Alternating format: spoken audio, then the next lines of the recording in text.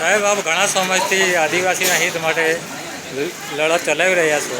તો આજે સેલાંબા અને સાગબારા જે બંધનું એલાન આપેલું એમાં સાગબારા અને સેલાંબા તાલુકાએ સંપૂર્ણ સમર્થન કરેલું છે, અને એ વિશે આપ શું કહેવા માંગો છો? હા, આજે 21 ઓગસ્ટ એટલે ભારત બંધનું એલાન આપવામાં આવ્યું છે અને એના ભાગરૂપે સાગબારાના જે લીડરો છે એ બધા ભેગા થયા છે અને સેલંબામાં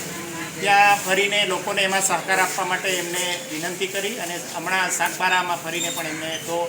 આજે અમે ફરીને જોયું કે આખું સેલંબા અને સાગબારા સજ્જડ બંધ છે અને એ લોકોએ જે સહકાર આપ્યો છે એના માટે અમે એમનો ખૂબ ખૂબ આભાર માન્યો છે. આજનું જે બંધનું એલાન આપવામાં આવ્યું છે એ સુપ્રીમ કોર્ટનો 1 ઓગસ્ટ 2024નો જે 7 જજોની બેન્ચનો ચુકાદો છે અને એ ચુકાદો એવું કહે છે કે જે એસટી અને એસસી વર્ગ છે એમને જે આરક્ષણ આપવામાં આવ્યું છે એ જ આરક્ષણને એના સમુદાયોના અલગ અલગ વર્ગમાં વહેંચવા માટેનું એક જજમેન્ટ સુપ્રીમ કોર્ટ દ્વારા આપવામાં આવ્યું છે અને એની જે સત્તા છે એ રાજ્યોને આપવામાં આવી છે. આઈડિયલી એસસી ને એસટીનું કંઈ બી આવે, કોઈ બી જજમેન્ટ આપવું હોય કે એના માટે કોઈ બી નિયમ બનાવવો હોય તો સંસદ અને રાષ્ટ્રપતિ જ એનું કરી શકે એવું છે, પણ સુપ્રીમ કોર્ટ દ્વારા જે ઓબ્ઝર્વેશન કરીને રાજ્યોને સત્તામાં આપવામાં આવી છે તો એનું ગલત ઉપયોગ થશે અને જે સમાજો હમણાં થોડા ટાઈમથી ભેગા થવા માંડ્યા છે, એકબીજા વચ્ચે સુમેળ થવા માંડ્યો છે, એ સમાજને પાછા વેચી નાખીને એને તોડી નાખીને પછી રાજકારણ કરવાનું એક જે વર્ષોથી તોડો અને રાજ કરો એ જે ચાલી આવેલું છે એ જ આ ચુકાદામાં અમને દેખાઈ રહ્યું છે. એટલે આખા દેશના એસસી એસટી લોકો એનો વિરોધ કરી રહ્યા છે અને એટલા માટે આજે ભારત બંધનું એલાન આપવામાં આવ્યું છે. જો એ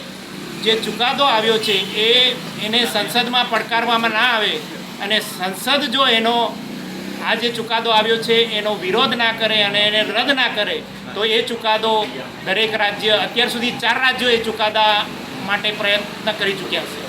4 રાજ્યોએ જે વર્ગીકરણનું છે, એક તો પંજાબ, હરિયાણા, તમિલનાડુ અને આંધ્રપ્રદેશ આ પ્રકારનો પ્રયત્ન કરી ચૂક્યા છે કે અલગ અલગ વર્ગીકરણ કરીને એમાં આરક્ષણ આપવાનું, પરંતુ અત્યાર સુધી જે ચુકાદા આવ્યા છે એ સંવિધાનની વિરોધમાં છે એમ કરીને દરેક રાજ્યોને આ જે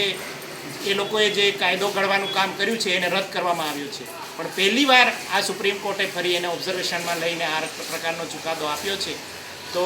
એ ચુકાદાનો અમે સખત વિરોધ કરીએ છીએ અને આવનારા સમયમાં જો એ ચુકાદો રદ ના થાય તો જલદ આંદોલન આપવા માટે અમે તૈયાર છીએ. ડૉક્ટર શાંતિકર વસાવા, આદિવાસી એકતા પરિષદના રાષ્ટ્રીય અધ્યક્ષ છું અને ગાયનેકોલોજીસ્ટ છું.